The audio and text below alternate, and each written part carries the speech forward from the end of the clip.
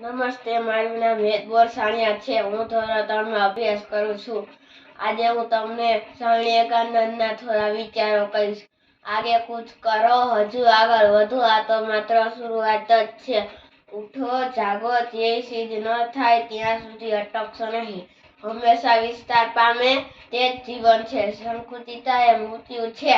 તમારી વિરુદ્ધમાં કે તરફેણમાં જે કંઈ બોલે તેના તરફ ધ્યાન આપશો નહીં.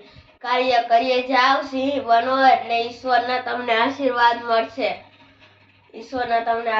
મળશે. બહાદુરો કાર્યમાં લાગ્યો, વીર પુરુષ તો તેને જ કહેવાય કે જે ભૂલો, પ્રમાણો અને દુઃખોથી ભરેલા વમનોથી ડર્યા વગર અડગ રહીને માર્ગ કાઢે.